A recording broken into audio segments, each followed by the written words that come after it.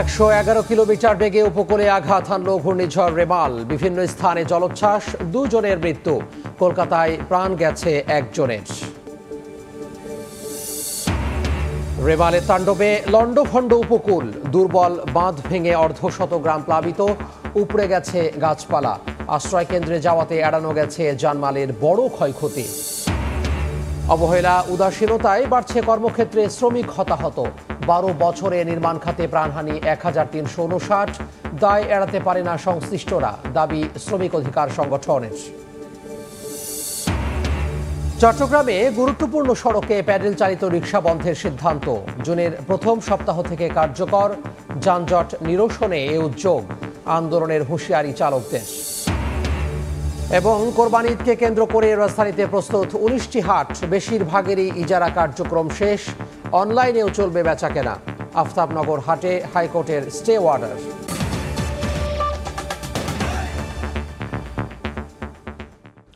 সকালের সময়ে সঙ্গে আছি আমি তোহা খান তামিম। উপকূলে রেমালের তাণ্ডব, দমকা হাওয়া সহ ব্যাপক ঝড় বৃষ্টি। দুর্বল বাঁধের কারণে ঘূর্ণিঝড় শুরুর আগেই বেড়িবাঁধ ভেঙে প্লাবিত হয়েছে গ্রামের পর গ্রাম। 5 থেকে 6 ফুট উচ্চতার ঢেউ আঘাত হানে উপকূলে। পটুয়াখালীতে উত্তাল ঢেউয়ে ভেসে একজন এবং সাতক্ষীরায় আশ্রয়কেন্দ্রে যাওয়ার পথে একজনের প্রাণ গেছে। মংলায় ট্রলার ডুবে নিখোঁজ রয়েছে শিশুসহ 2 জন। তবে আবহাওয়া অফিস বলছে, দুর্যোগের আগেই সঠিক পূর্বাভাস এবং মানুষের সচেতনতায় শক্তিশালী ঘূর্ণিঝড়েও তেমন প্রভাব পড়েনি।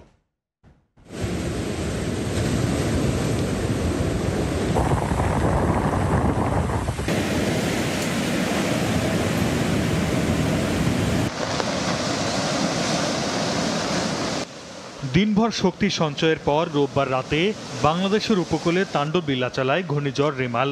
5 থেকে 8 ফুট উচ্চতার জলোচ্ছ্বাস আঘাত হানে উপকূলে। মুহূর্তেই লণ্ডভণ্ড হয়ে যায় বাড়িঘর সহ নানা স্থাপনা, ভেঙে যায় বেড়িবাঁধ।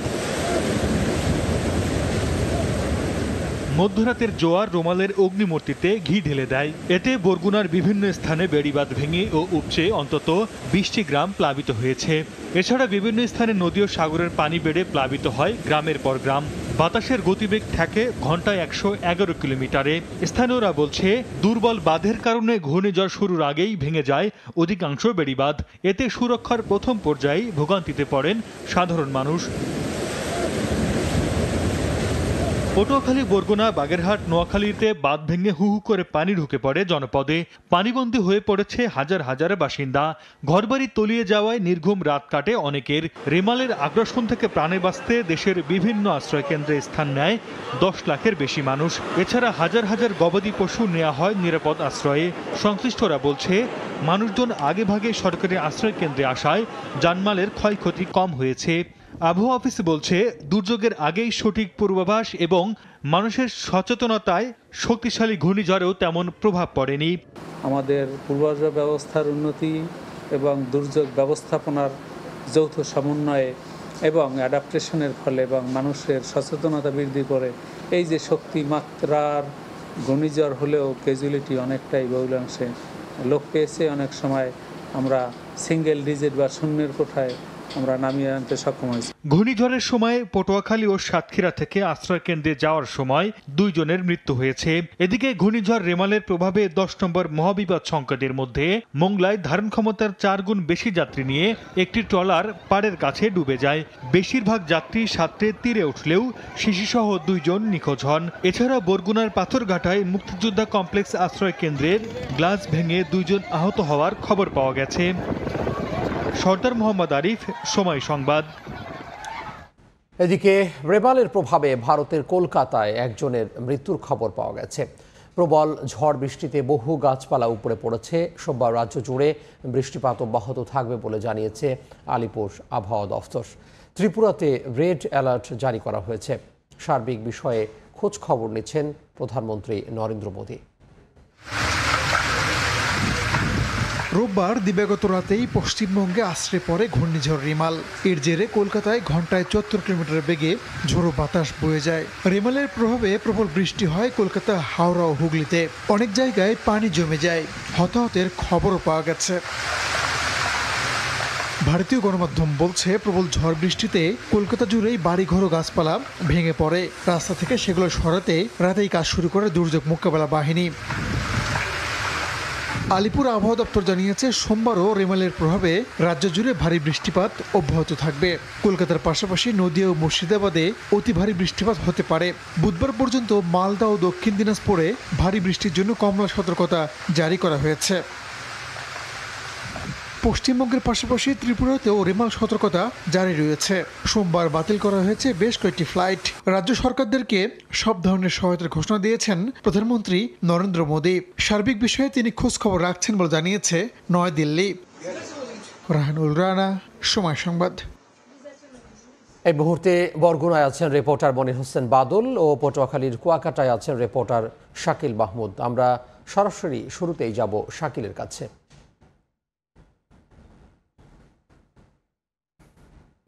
শাকিল,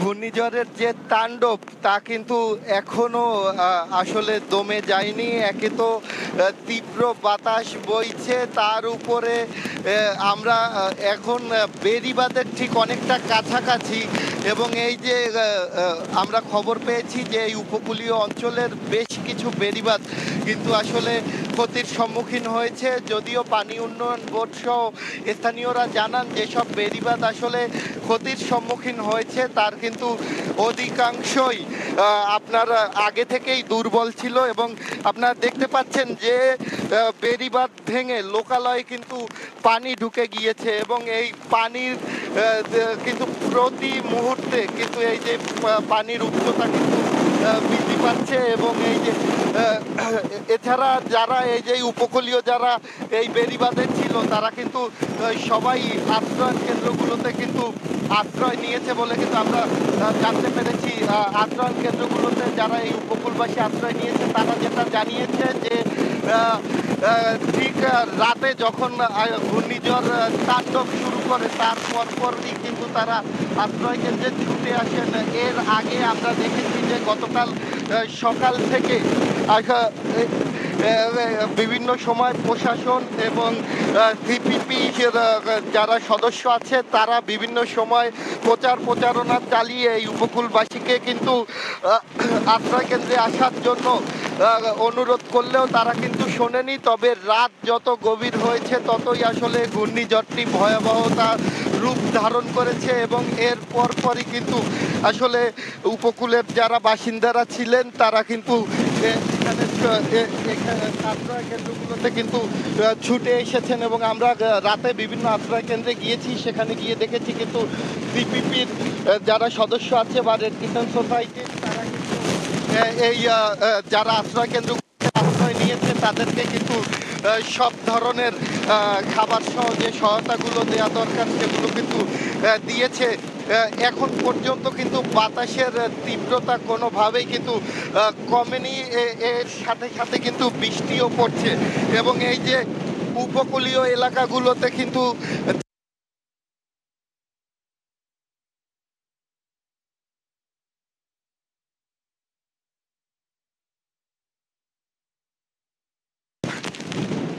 আমরা কথা বলেছিলাম বরিশালের বিভাগীয় কমিশনারের সাথে। বিভাগীয় কমিশনার যেটা আমাদেরকে জানিয়েছে যে এই ঘূর্ণিঝড় পরবর্তী যে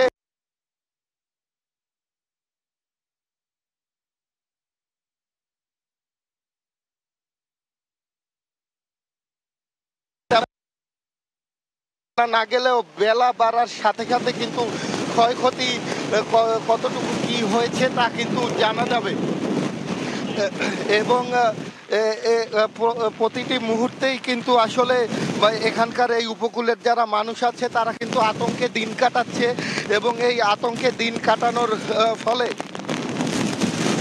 এখানে যারা আছে এই উপকূলের বাসিন্দারা তাদের সাথে কথা বলেছি যে যেহেতু বেড়িবাঁধটি ক্ষতির সম্মুখীন হয়েছে বেশ কিছু বেড়িবাঁধ, এই কারণে কিন্তু তারা আতঙ্কে দিন কাটাচ্ছে এবং তাদের একটাই দাবি যে যত দ্রুত সম্ভব এই ঝড় শেষে যেন বেড়িবাঁধটি যেন সংস্কার করা হয় এবং এর মধ্য দিয়েই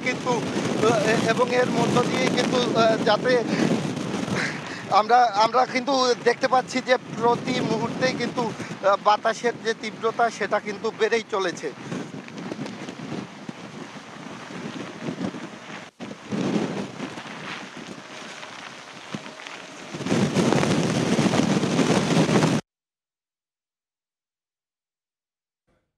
আমরা সরাসরি যুক্ত হয়েছিলাম পটুয়াখালীর কুয়াকাটা থেকে। যুক্ত হয়েছিলেন শাকিল মাহমুদ, জানাচ্ছিলেন সেখানকার সবশেষ পরিস্থিতির খবর।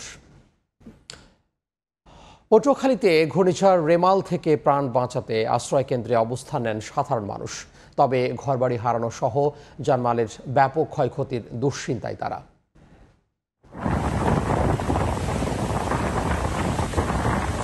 400 কিলোমিটার আকৃতির ঘূর্ণিঝড় রেমাল সন্ধ্যার পর থেকে অগ্রভাগে আঘাত হানতে শুরু করে। এরপর রাত 12টার পর থেকে আবার স্থলভাগে আঘাত হানতে শুরু করে। ঘূর্ণিঝড় রেমালের তাণ্ডবে আতঙ্ক বিরাজ করছে মানুষের মধ্যে। হাজার হাজার মানুষ উপকূলে এই মুহূর্তে আশ্রয় কেন্দ্রে আশ্রয় নিয়েছেন। দমকা হাওয়া এবং সেই সঙ্গে বৃষ্টি হচ্ছে। খেপুপাড়া সহ সুন্দরবন এলাকায় এই ঘূর্ণিঝড় রেমাল আঘাত হেনেছে। আঘাত হানার পর থেকে কিন্তু নিম্নাঞ্চলে প্লাবিত হয়েছে।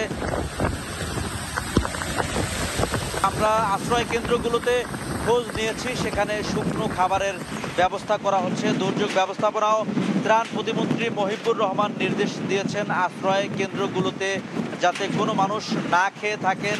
রাঙ্গামালী উপজেলা নির্বাহী কর্মকর্তার সঙ্গে কথা বলেছি, তিনি আমাদেরকে জানিয়েছেন পটুয়াখালীর উপকূলে বিধ্বস্ত বেড়িবাঁধ পাড়ের যে সকল মানুষ রয়েছেন তারা এই মুহূর্তে নিরাপদ স্থানে আশ্রয় নিয়েছেন, যার কারণে মানুষের ক্ষয়ক্ষতি অনেকটা কমতে পারে। তবে মানুষের মালামালের কিন্তু ব্যাপক ক্ষতি হওয়ার একটা সম্ভাবনা রয়েছে। এছাড়াও উপকূলের নিম্নাঞ্চলের মাছের ঘের, পুকুর এবং বাড়িঘর পানির নিচে ডুবে আছে।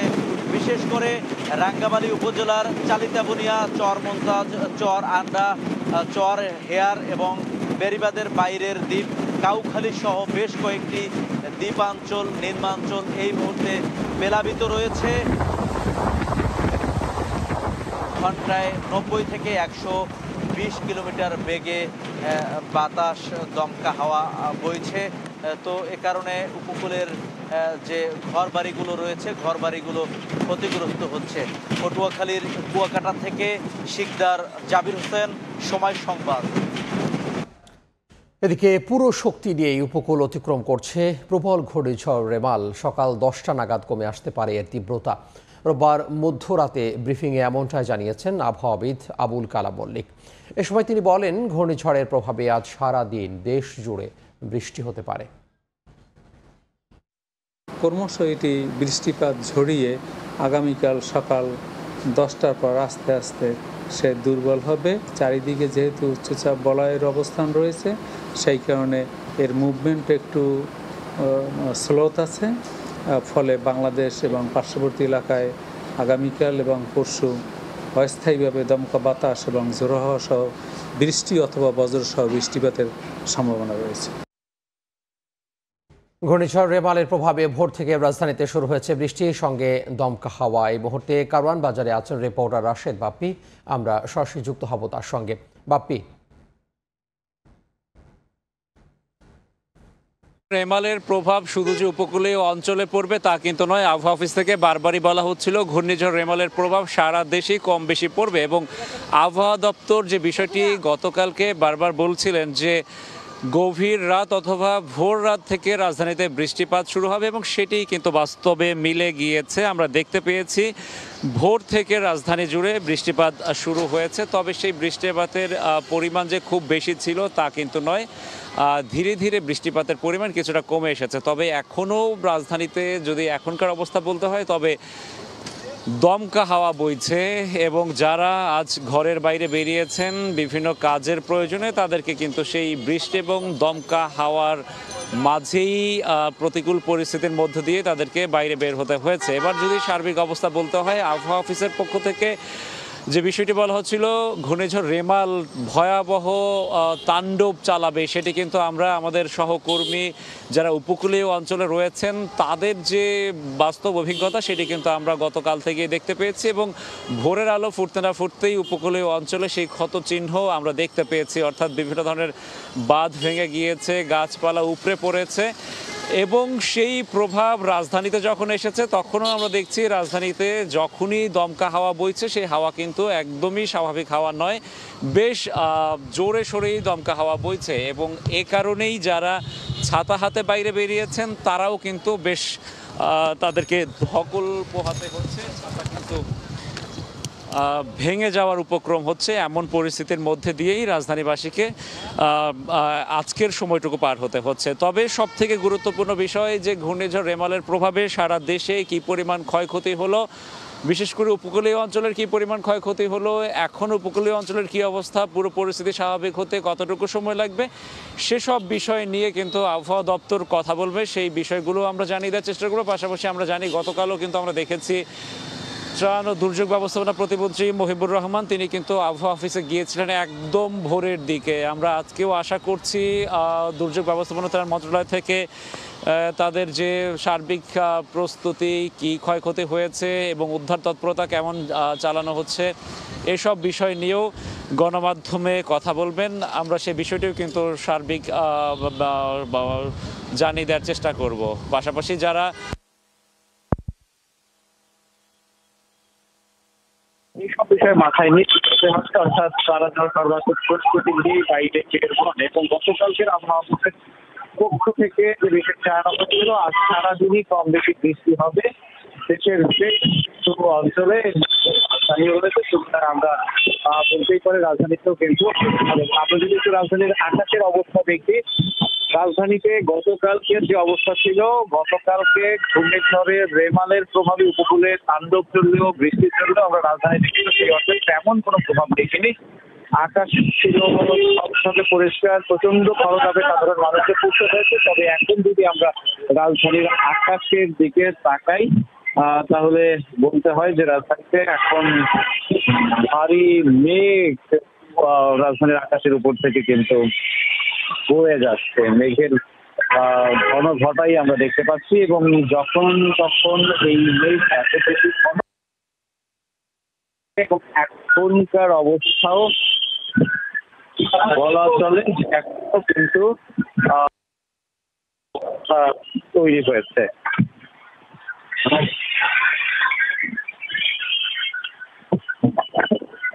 যে বিষয়টি রাজধানীতে যখন তখন এখন আমরা দেখতে পাচ্ছি যে একদম ঘন মেঘে ঢেকে গেছে, এবং আবার গুড়ি গুড়ি বৃষ্টি শুরু হয়েছে। অর্থাৎ আবহাওয়া অফিসের পক্ষ থেকে বিষয়টি জানানো হয়েছিল ঘূর্ণিঝড় রেমালের প্রভাবে রাজধানীতে সারাদিন বৃষ্টি হবে, ঝড়ো বাতাস হবে, সেটি আসলে হচ্ছে। সেই অবস্থায় আমরা দেখতে পাচ্ছি বাইরে যারা বের হচ্ছেন তারা কিন্তু সেই ঘূর্ণিঝড় রেমালের প্রভাবের কারণে আবহাওয়া, সেই বৈরী আবহাওয়ার মধ্যেই পড়ছেন। এবং আরো একবার জানিয়ে রাখছি যে ঘূর্ণিঝড় রেমালের যে ভয়াবহতা সেটি কিন্তু সকাল হতে না হতে স্পষ্ট হয়েছে। বিভিন্ন জায়গায় বাঁধ ভেঙে গিয়েছে, গাছ উপড়ে পড়েছে, অনেকে বিষয়টিও কিন্তু আমরা খবর পাচ্ছি। আমরা একটু উপকূলীয় অঞ্চলে যাবো, বরগুনায় আছেন থেকে সহকর্মী মনির হোসেন বাদল। বরগুনার কি অবস্থা সকাল হওয়ার পর এখন কি ধরনের ক্ষত বা কি ধরনের ধ্বংসযজ্ঞ আপনাদের চোখে পড়ছে?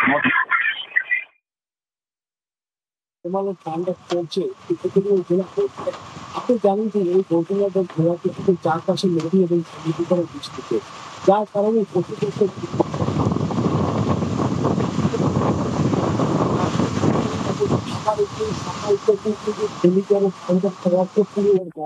কারণ এখানে স্থানীয়দের সাথে কথা বলেছি, তারা যে বিষয়টা জানিয়েছে যে বিদ্যুতের পর তারা এরকম ঘূর্ণিঝড় আর তারা কখনো দেখেনি। তবে ঘূর্ণিঝড় যেহেতু গতকাল সন্ধ্যার পর থেকে ঘূর্ণিঝড় শুরু হয়েছিল, রেমাল যেহেতু সকাল নাগাদ আজকে ভোর রাত নাগাদ এই ঘূর্ণিঝড় রেমাল শেষ হওয়ার কথা ছিল, কিন্তু এখন পর্যন্ত এই যে বর্তমানে আপনি দেখতেছেন বরগুনা জেলা কিন্তু ঝড়ো হওয়া সহ প্রচুর বৃষ্টিপাত হচ্ছে। মনে হয় যে ঘূর্ণিঝড় রেমাল এখনো আঘাত আনতে শুরু করছে বরগুনা, এমন অবস্থা রয়েছে। তবে ইতিমধ্যে যে ঘূর্ণিঝড় রেমালের আঘাতে কিন্তু গতকাল রাতে কিন্তু অনেক কাঁচা পাকা ঘর এখানে বরগুনা পড়ে গেছে, গাছ পড়ে গেছে এবং এই গতকাল থেকেই কিন্তু এই বরগুনা জেলা বিদ্যুৎহীন অবস্থা রয়েছে, অন্ধকার অবস্থা রয়েছে। গাছ পড়ে গেছে, অন্ধকার অবস্থা রয়েছে। তবে সবচেয়ে বেশি ক্ষতিগ্রস্ত হয়েছে বেলগুনা জেলায় বেড়িবাঁধ। বরগুনা জেলায় কিন্তু 805 কালকে ছুটে গিয়ে কয়েক হাজার মানুষ কিন্তু পানিবন্দী অবস্থায় ছিল। এই ছিল আমার কাছে ঘূর্ণিঝড় রেমালের সর্বশেষ খবর। ঘূর্ণিঝড় রেমাল থেকে জানমাল রক্ষায় আশ্রয় কেন্দ্রে অবস্থান নিয়েছেন উপকূলের বাসিন্দারা। তাদের জন্য শুকনো খাবার ও পানির ব্যবস্থা করেছে প্রশাসন। ঝুঁকি বিবেচনায় প্রস্তুত রাখা হয়েছে ৯,০০০ আশ্রয় কেন্দ্র। রাত বাড়ার সাথে সাথে ঘূর্ণিঝড়ের যখন তাণ্ডব শুরু হলো তারপর থেকেই কিন্তু উপকূলের যে মানুষরা আছে তারা কিন্তু আশ্রয় কেন্দ্রে আসা শুরু করেছে এবং এখানে এসে তারা আশ্রয় নিয়েছে। শুধু বরিশাল বিভাগেই ৪,০০০-এর মতো আশ্রয় কেন্দ্র প্রস্তুত রাখা হয়েছে এবং এইসব আশ্রয় কেন্দ্রে আমরা কিন্তু দেখেছি যে সিপিপির যারা আছে তারা কিন্তু প্রতিনিয়ত যে শুকনো খাবারগুলো আছে সেগুলো দিয়ে যাচ্ছে। এই ছিল পটুয়াখালী থেকে আমার কাছে থাকা সবশেষ। আমরা যাব বরগুনায়, সেখানে আছে সহকর্মী মনির হোসেন বাদল। আমরা জানবো সেখানকার আশ্রয় কেন্দ্রের খবর। সাইক্লোন সেন্টারে বিকেল থেকে কিন্তু সাধারণ মানুষ তারা আশ্রয় নিতে শুরু করেছে ঘূর্ণিঝড় রিমালের কারণে। আর এই যে বরগুনা জেলায় ৬০৮টি সাইক্লোন সেন্টার রয়েছে এবং 3টি মুজিব কিল্লা রয়েছে। এই সাইক্লোন সেন্টারগুলোতে কিন্তু প্রায় ৬৫,০০০-এর মতো মানুষ কিন্তু আশ্রয় নিয়েছে বলে বিষয়টি নিশ্চিত করেছেন বরগুনা জেলা প্রশাসন। এছাড়া যে এই সাইক্লোন সেন্টারে যারা আশ্রয় নিয়েছে তাদেরকে জেলা প্রশাসনের পক্ষ থেকে শুকনো খাবার এবং রাতে খিচুড়ি দেওয়া হচ্ছে এবং এই বরগুনা জেলার সাইক্লোন সেন্টার থেকে এই ছিল আমার কাছে সর্বশেষ খবর।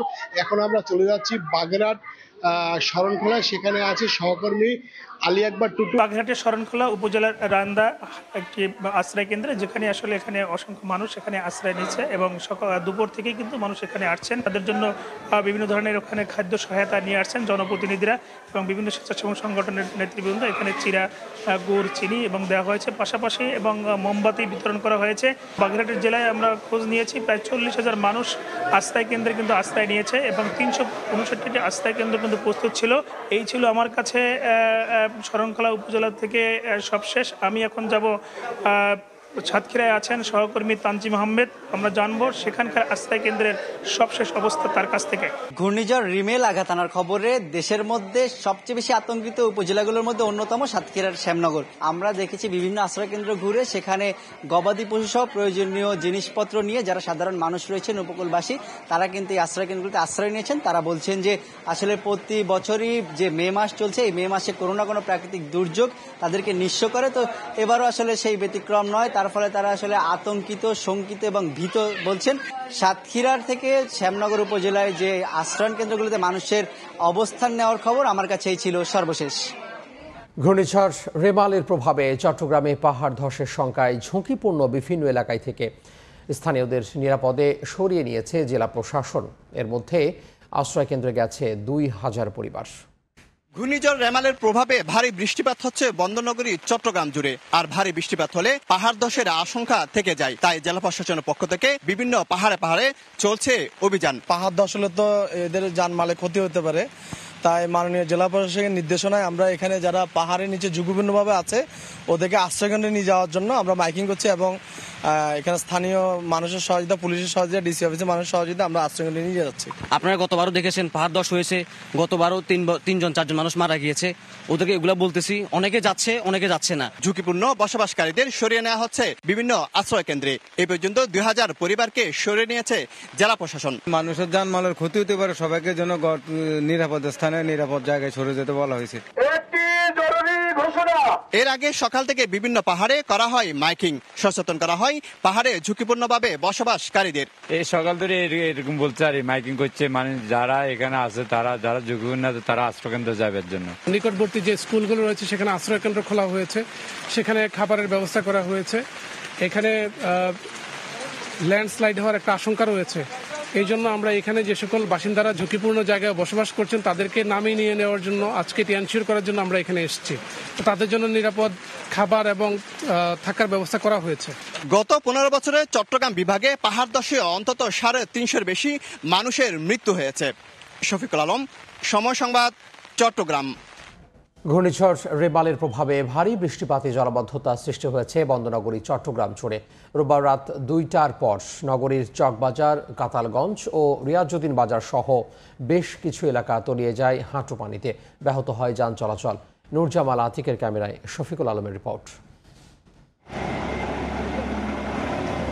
ঘূর্ণিঝড় রেমালের প্রভাবে সন্ধ্যার পর থেকে ভারী বৃষ্টি হচ্ছে বন্দরনগরী চট্টগ্রাম জুড়ে। এর প্রভাবে একদিকে পাহাড় ধসের আশঙ্কা তৈরি হয়েছে, অন্যদিকে সৃষ্টি হয়েছে জলাবদ্ধতা।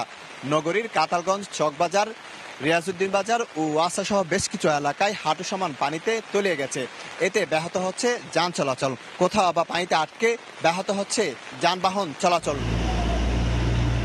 চট্টগ্রামে জলাবদ্ধতা নিরসনে সিডিএ, সিটি কর্পোরেশন ও পানি উন্নয়ন বোর্ডের মাধ্যমে 11,500 কোটি টাকার মেগা প্রকল্প নেওয়া হলে জলাবদ্ধতার হাত থেকে রক্ষা পাচ্ছে না নগরবাসী। শফিকুল আলম, সময় সংবাদ, চট্টগ্রাম। জলাবদ্ধতার খবর জানাতে এই মুহূর্তে চট্টগ্রাম নগরীর প্রবর্তক মোড় এলাকায় আছেন রিপোর্টার পার্থপ্রতিম বিশ্বাস। আমরা সরাসরি যুক্ত হব তার সঙ্গে। পার্থ, ঘূর্ণিঝড় রেমালের প্রভাবে ভারী বর্ষণে পুরোপুরি পানির নিচে তলিয়ে গেছে বন্দরনগরী চট্টগ্রাম। আমরা এখন আছি নগরীর প্রবর্তক মোড় এলাকায়। এখানে হাঁটু থেকে কোমর সমান পানি, এবং শুধু নগরীর প্রবর্তক মোড় এলাকা নয়, যেসব নিচু এলাকাগুলো রয়েছে, অলিগলি রয়েছে, সব জায়গায় কিন্তু আজকে বলা যায় বন্দরনগরী চট্টগ্রাম পুরোপুরি এখন পানির নিচে তলিয়ে আছে। নগরীর 2 নম্বর গেট, বদ্দারহাট, মুরাদপুর, আগ্রাবাদ থেকে শুরু করে এছাড়া বাকলিয়া, চকবাজার এলাকার যেসব নিচু এলাকা রয়েছে সব জায়গায় শুধু বাসাবাড়িতে পর্যন্ত পানি প্রবেশ করেছে। তার কারণ হচ্ছে গতকাল আসলে রাত থেকেই যে ভারী বর্ষণ শুরু হয়েছে, সেই ভারী বর্ষণ কিন্তু টানা ভোরের আলো ফোটার পর থেকে দেখছি টানা 3-4 ঘন্টা ধরে এইভাবে ভারী বর্ষণ হচ্ছে। আমরা জানি চট্টগ্রামে আসলে 15 থেকে 20 মিলিমিটার বৃষ্টিপাত হলেই জলাবদ্ধতা হয়ে যায়। সেখানে যদি 150 থেকে 200 মিলিমিটার বৃষ্টিপাত হয় বা তারও বেশি বৃষ্টিপাত হয়, সেখানে পুরোপুরি বন্দরনগরী পানির নিচে তলিয়ে যাবে। সেটি যেন এখন অনেকটাই স্বাভাবিক ঘটনা হয়ে দাঁড়িয়েছে এবং পুরো নগরী জুড়ে জলাবদ্ধতার সৃষ্টি হয়েছে। আপনারা দেখছেন যারা কাজের উদ্দেশ্যে যাওয়ার জন্য বের হয়েছেন, কিংবা যেসব পোশাক কারখানার শ্রমিকরা বের হয়েছেন কাজের উদ্দেশ্যে যাওয়ার জন্য। আমরা যে জায়গাটিতে আছে এখানে প্রচুর হাসপাতাল রয়েছে, সেই কারণে যারা কাজের উদ্দেশ্যে আসছেন সবাইকে আমরা দেখছি চরম ভোগান্তিতে পড়তে হয়েছে। এবং ঘর থেকে বের হওয়ার পর আসলে হাঁটু থেকে কোমর সমান পানি হওয়ার কারণে, গাড়ি না পাওয়ার কারণে সবার মধ্যে কিন্তু ভোগান্তি অনেকটাই চরম। এবং আপনারা দেখতে পাচ্ছেন কোমর সমান পানির মধ্যে হেঁটে হেঁটে সাধারণ মানুষকে তাদের কাজের উদ্দেশ্যে যেতে হচ্ছে। এবং নগরীর যে মোড়গুলো রয়েছে, প্রবর্তক মোড়ে যেমন পানি রয়েছে, তার কিছু দূর সামনে গেলে চকবাজার মোড়ে পানি। এছাড়া আমরা জানি জিসির মোড় এলাকায়, 2 নম্বর গেট এলাকা থেকে শুরু করে যেসব নিচু এলাকাগুলো রয়েছে সব জায়গায় কিন্তু বলা যায় বন্দরনগরী চট্টগ্রাম আজকে কিন্তু পানির নিচে একেবারেই তলিয়ে গেছে। এবং সাধারণ মানুষের দুর্ভোগ কিন্তু অনেকটাই চরম আকার ধারণ করেছে। আমরা জানি আসলে জলাবদ্ধতা নিরসন প্রকল্পের কাজ চলছে গত কয়েক বছর ধরে, কিন্তু জলাবদ্ধতা নিরসন প্রকল্পের কাজ চললেও এর সুফল কিন্তু নগরবাসী পাচ্ছে না। আসলে এবারও বর্ষার আগে থেকেই আসলে ধারণা ছিল যে জলাবদ্ধতা হবে। তার কারণ হচ্ছে যে খালগুলো রয়েছে চট্টগ্রামে, যে খালের থেকে মাটি অপসারণ করা হচ্ছে সেখানে কিন্তু বাঁধ দিয়ে কাজ করা হচ্ছে। এবং বাঁধ দেওয়ার কারণে আপনারা দেখতে পাচ্ছেন আমরা যে প্রবর্তক মোড় এলাকাটিতে আছি তার পাশেই একটি খাল রয়েছে, এবং খালের পানি কিভাবে স্রোতের সাহায্যে বের হয়ে যাচ্ছে এবং পানির স্রোত কি পরিমাণ। তো সেক্ষেত্রে খালগুলো যদি উন্মুক্ত অবস্থায় না থাকে, সে কারণে পানি চলাচলে যখন প্রচণ্ড বৃষ্টিপাত হয় বন্দরনগরী চট্টগ্রামে পানি চলাচলে ব্যাঘাত ঘটে, এবং সেই ব্যাঘাত ঘটার কারণেই আমরা জানি পুরো নগরী পানির নিচে তলিয়ে যায়। আসলে সাধারণ মানুষজন অনেকটা অভিযোগ করে বলছেন জলাবদ্ধতা নিরসন প্রকল্পের কাজ কয়েক বছর ধরে চললেও কিন্তু এর সুফল নগরবাসী পাচ্ছে না। আসলে সামান্য পরিমাণ বৃষ্টিপাত হলেও যেমন পানির নিচে তলিয়ে তলিয়ে যাচ্ছে, তেমনি ভারী বর্ষণ হলে তো কথাই নেই। সেক্ষেত্রে নগর জুড়ে সাধারণ মানুষের কিংবা বর্ষাকাল আসলে যে দুর্বিষহ অবস্থা, এই অবস্থা আসলে কখন পরিত্রাণ মিলবে সেটি যেন এখন নগরবাসীর সবচেয়ে বড় প্রশ্নের বিষয়। আরেকটি বড় বিষয় হচ্ছে, যেহেতু ঘূর্ণিঝড় রেমালের প্রভাব রয়েছে, আজকে কিন্তু ভারী বর্ষণের সাথে দমকা বাতাসও কিন্তু হচ্ছে, যে কারণে সাধারণ মানুষ যারা সকালে কাজের উদ্দেশ্যে বের হয়েছেন কিংবা যে শ্রমিকটি কাজের উদ্দেশ্যে রিক্সা নিয়ে যাতায়াত করছেন, আপনারা দেখতে পাচ্ছেন আমাদের ক্যামেরায়, আসলে তাদেরকে কি পরিমাণ ভোগান্তিতে আসলে পড়তে হয়েছে। বিশেষ করে যারা কর্মজীবী মহিলারা রয়েছেন, যারা কাজের উদ্দেশ্যে সকালে বের হয়েছেন, তাদেরকে কিন্তু একদম বৃষ্টিতে কাক ভেজা হয়ে পানির মধ্যে দিয়ে হেঁটে হেঁটে কিন্তু কোমর সমান পানির ভিতর দিয়ে তাদেরকে কাজের উদ্দেশ্যে যেতে হচ্ছে। যারা গাড়ি পাচ্ছেন তারা যাচ্ছেন, যারা গাড়ি পাচ্ছেন না তারা আবার তাদের বাসার উদ্দেশ্যেও কিন্তু অনেকে আমরা ফেরত যেতে দেখেছি। সেক্ষেত্রে বলা যায় ঘূর্ণিঝড় রেমালের প্রভাবে পুরো বন্দরনগরী চট্টগ্রাম স্থবির হয়ে পড়েছে।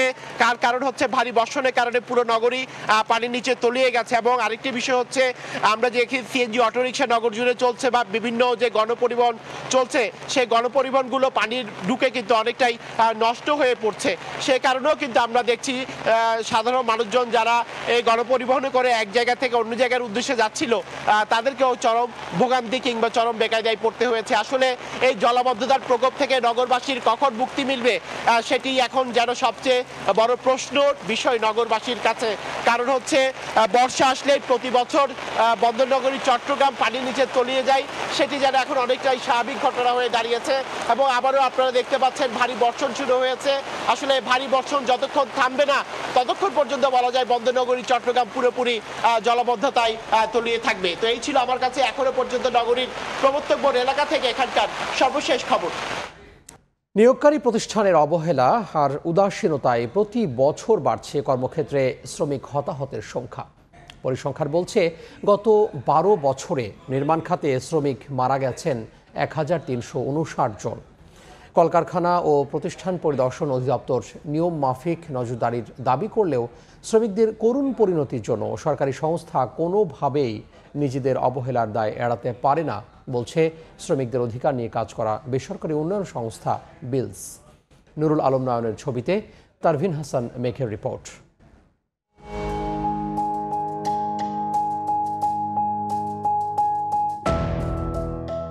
জীবিকার তাগিদে নানা মানুষ নানা পেশায় জড়িত হবেন, আবার সবার কাজের ধরন এক হবে না, এটাই তো স্বাভাবিক। তবে কাজ যাই হোক না কেন সবার কর্মক্ষেত্র হবে নিরাপদ, নিয়ম তো এমনই। কিন্তু এই ছবি কি তাই বলে? মাটি থেকে উচ্চতা প্রায় 120 ফুটের বেশি, এখানে কোথায় নিরাপত্তা? নিরাপত্তার জন্য শ্রমিকের নেই হেলমেট, নেই নিরাপত্তামূলক বেল্ট সহ অন্যান্য উপকরণ।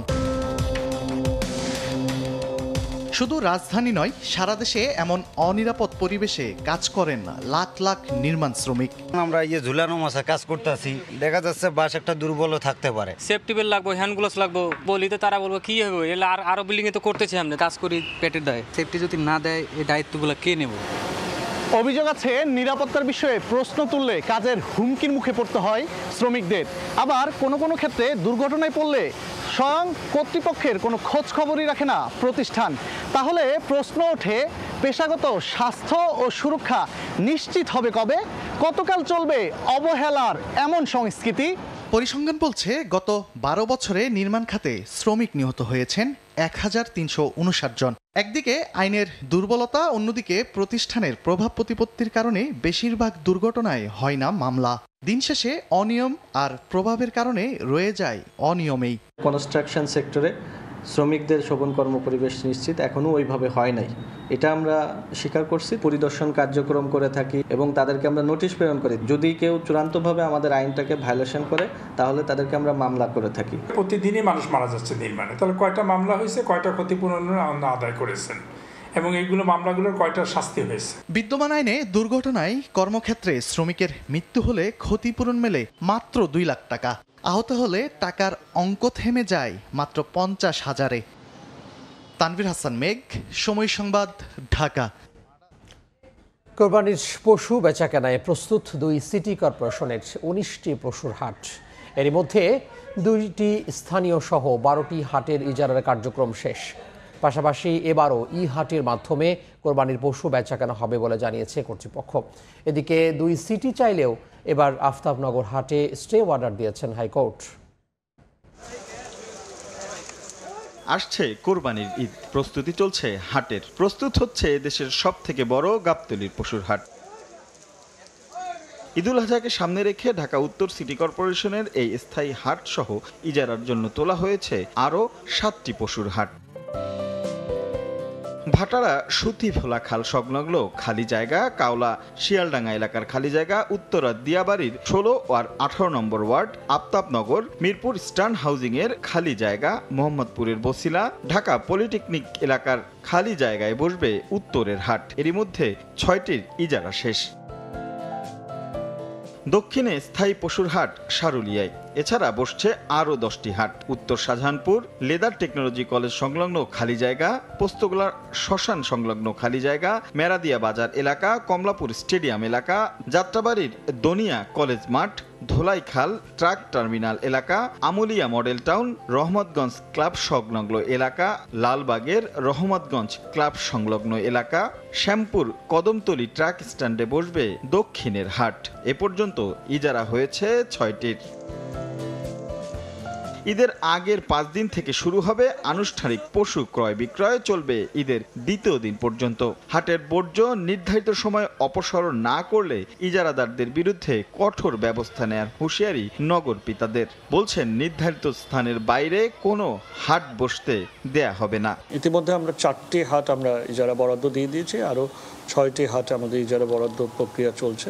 সব মিলিয়ে 10টির মতো হাট হবে। হাটের বর্জ্য যাতে করে অল্প সময়ের মধ্যেই সকল কিছু অপসারণ করা যায় সে ব্যাপারে আমাদের সর্বাত্মক প্রচেষ্টা থাকবে। তবে গত কয়েক বছরে এসব হাটের পাশাপাশি ব্যাপক সাড়া ফেলেছে অনলাইনের পশুর হাট। তাই এবারও হাটের মাধ্যমে যুক্ত থাকবেন খামারিরা। অনলাইনের মাধ্যমে কিন্তু প্রচুর গরু কিন্তু বিক্রি হচ্ছে। এটা তো এখন একটা খুব নর্মাল ব্যাপার হয়ে গেছে যে মার্কেট গরুর হাট যেটা আছে। সুতরাং আমরা মনে করি যে আমরা এবারটা হাটে কিন্তু আমরা কিছু ক্যাশলেস চেষ্টা করব, যেটা কিনা গতবার করেছিলাম। তারপর হাসিলটাও আমরা চাচ্ছি অনলাইনের মধ্যে করে ফেলার জন্য।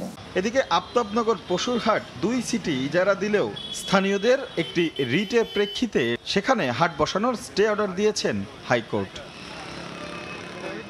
রাশেদ লিমন, সময় সংবাদ, ঢাকা।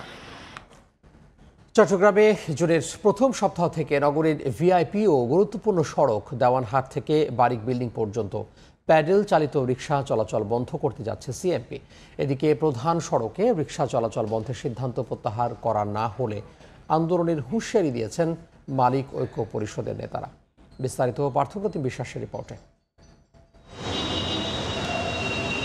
চট্টগ্রাম নগরীর গুরুত্বপূর্ণ ও ব্যস্ততম একটি সড়ক দেওয়ানহাট বারিক বিল্ডিং। ব্যাংক ও বাণিজ্যিক এলাকা আগ্রাবাদ, সমুদ্র বন্দর, বিমানবন্দর, সিপিজেড, কেপিজেড সহ গুরুত্বপূর্ণ রুট হওয়ায় গাড়ির চাপ থাকে সবচেয়ে বেশি। প্রতিদিন সকাল থেকে রাত পর্যন্ত যানজট এই সড়কের নিত্য নৈমিত্তিক ব্যাপার হয়ে দাঁড়িয়েছে। এই সড়কেই প্রতিদিন চলাচল করে কয়েক হাজার রিকশা। এই অবস্থায় শহরে যান চলাচলকে গতিশীল করতে ও যানজট নিরসনে জুনের প্রথম সপ্তাহ থেকে দেওয়ানহাট বারিক বিল্ডিং এর প্রধান সড়কে প্যাডেল চালিত রিকশা বন্ধ করে দেওয়া হবে বলে জানান ট্রাফিক পুলিশের ঊর্ধ্বতন কর্মকর্তা। এখানে গতিশীলতা বৃদ্ধি পাবে, আর এখানে যাতে স্থানীয় জনসাধারণের যাতে কোনো অসুবিধা না হয় সেটাও আমরা মাথায় রেখে ইন্টারসেকশনগুলোতে আমরা কাজ করে দিয়েছি। তবে রিকশা চলাচল বন্ধ করলে পরিবার পরিজন নিয়ে বেকায়দায় পড়তে হবে বলে জানান রিকশা চালকরা। সরকার যদি আমাদেরকে দায়িত্ব না দেয় তাহলে আমরা কিভাবে জীবন যাপন করব? পরিবার পরিজন নিয়ে তো দুর্ভোগে পড়তে হবে, রিকশা চালাইতে না পারলে ঠিকমতো। এদিকে অবৈধ ব্যাটারি চালিত রিকশা বন্ধ না করে পরিবেশ বান্ধব ও বায়ু দূষণ মুক্ত প্যাডেল চালিত রিকশা বন্ধের সিদ্ধান্ত কোনোভাবেই মানা হবে না বলে আন্দোলনের হুঁশিয়ারি দিয়েছেন রিকশা চালক মালিক ঐক্য পরিষদের নেতারা। কিছুতে মানব না এবং আমরা 6টি সংগঠন কঠিন আন্দোলনে যেতে বাধ্য হব। উনি যদি কাজগুলো বাস্তবায়ন করে তাহলে তো আমাদের একবারে আর কিছু করা থাকবে না। ভিতরের রাস্তাটা যদি ওনারা অবৈধ গাড়ি চালায় আর মেইন রোডটা বন্ধ করে দিলে আমরা গরিব মানুষগুলো কোথায় বেরোবো? তো আমাদের ফেডার লাঠি দিবার স্বামী। এর আগে 2009 ও 2019 সালে রিকশা চলাচল বন্ধের সিদ্ধান্ত নেওয়া হলেও বাস্তবায়ন করা সম্ভব হয়নি। নগরীতে বৈধ প্যাডেল চালিত রিকশার সংখ্যা 70,000 হলেও অবৈধভাবে নগরী দাপিয়ে বেড়াচ্ছে আরও কয়েক লাখ। দেওয়ানহাট থেকে বারিক বিল্ডিং পর্যন্ত প্যাডেল চালিত রিকশার বন্ধের সিদ্ধান্ত সফল হলে পর্যায়ক্রমে জিএসসি কিংবা লালখান বাজার এলাকা থেকেও রিক্সা বন্ধের আওতায় আনা হবে। নাগরিক দেওয়ানহাট এলাকা থেকে পার্থপ্রতিম বিশ্বাস, সময় সংবাদ, চট্টগ্রাম। দৈনন্দিন ব্যয়ে স্বস্তি মিললেই বাজেট নিয়ে খুশি সাধারণ মানুষ। আসছে বাজেট নিয়ে যে আগাম বার্তা পাওয়া যাচ্ছে তাতে দ্রব্যমূল্য নিয়ন্ত্রণে রাখতে গত বছরের চেয়ে এবার বাড়ানো হতে পারে মূল্যস্ফীতির লক্ষ্যমাত্রা। বিস্তারিত ফরহাদুর রহমানের রিপোর্টে।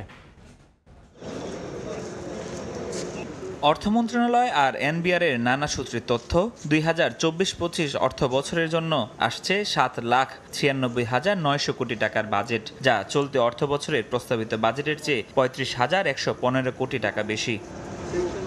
বলা হচ্ছে এবারের বাজেটে বিশেষ গুরুত্ব পাবে শিক্ষা, স্বাস্থ্য আর কৃষি। যদিও আগামী অর্থ বছরের জন্য 2,65,000 কোটি টাকার বার্ষিক উন্নয়ন কর্মসূচি এডিবিতে তৃতীয় স্থান পেয়েছে শিক্ষা। বরাদ্দ মিলেছে 31,529 কোটি টাকা। সমালোচনার মুখে থাকা স্বাস্থ্য খাত 20,683 কোটি টাকা নিয়ে আছে পঞ্চম স্থানে, আর 13,220 কোটি টাকা বরাদ্দ নিয়ে কৃষি আছে 7 নম্বরে।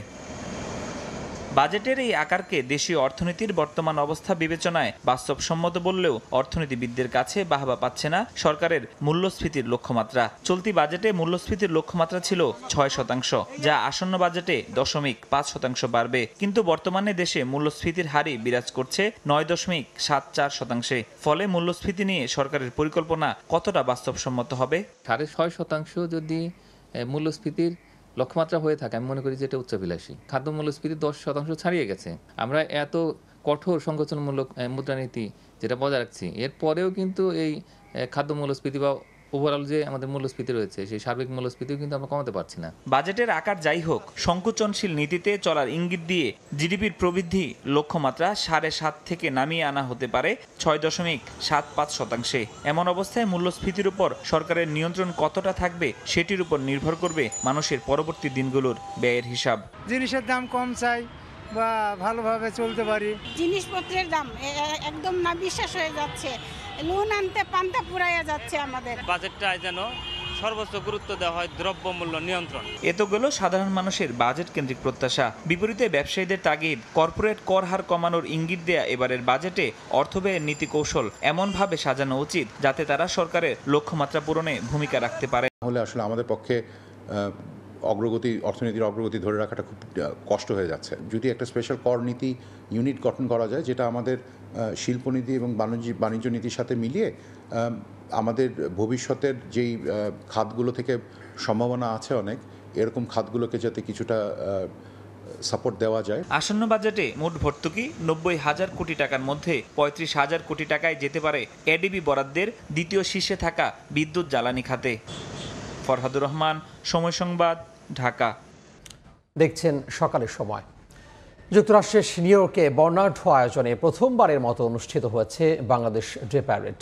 প্যারেডে বাংলাদেশিরা ছাড়াও বিভিন্ন কমিউনিটির বিপুল সংখ্যক মানুষ অংশ নেন। নিউ ইয়র্ক থেকে হাসানুজ্জামান সাকির রিপোর্ট। এ এক অভাবনীয় দৃশ্য। প্রথমবারের মতো নিউ ইয়র্কের জ্যাকসন হাইটসে Bangladesh day parade world human rights ডেভেলপমেন্টের আয়োজনে ও গোল্ডেন এজ হোম কেয়ারের সহযোগিতায় প্যারেডে অংশ নেন বিভিন্ন সামাজিক সাংস্কৃতিক সংগঠন। বিভিন্ন দেশের পতাকা, বিশেষ প্রশিক্ষিত অশ্বারোহী পুলিশ বাহিনীর অংশগ্রহণে বর্ণিল হয়ে ওঠে আয়োজন। প্যারেডের উদ্বোধন করে নিউ ইয়র্ক সিটির মেয়র এরিক অ্যাডামস বাংলাদেশিদের ভূয়সী প্রশংসা করেছেন।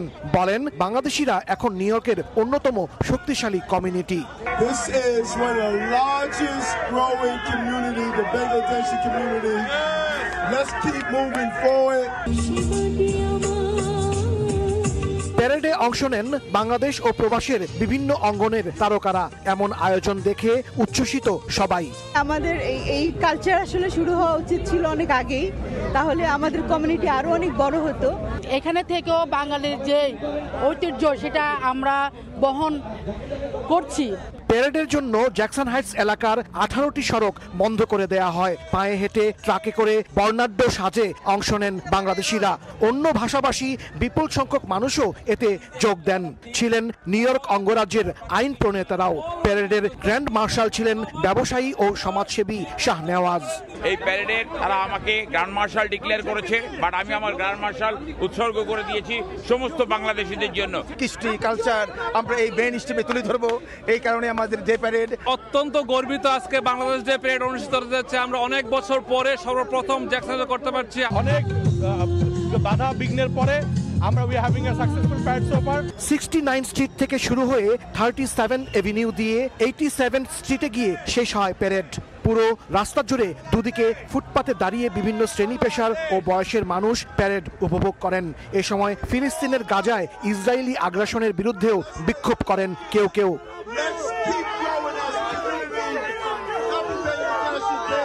প্রবাসে যুক্তরাষ্ট্রে বিশেষ করে এই নিউ ইয়র্কে প্রথমবারের মতো বাংলাদেশ প্যারেড অনুষ্ঠিত হয়েছে। পুলিশের বিশেষ প্রশিক্ষিত বাহিনী, অশ্বারোহী, এরকম বিভিন্ন সামাজিক সাংস্কৃতিক সংগঠন নিয়ে এই আয়োজন ছিল অভূতপূর্ব। হাসানুজ্জামান সাকি, সময় সংবাদ, জ্যাকসন হাইটস, নিউ ইয়র্ক। এ পর্যায়ে শীর্ষ সংবাদগুলো জানিয়ে দিব আরও একবার।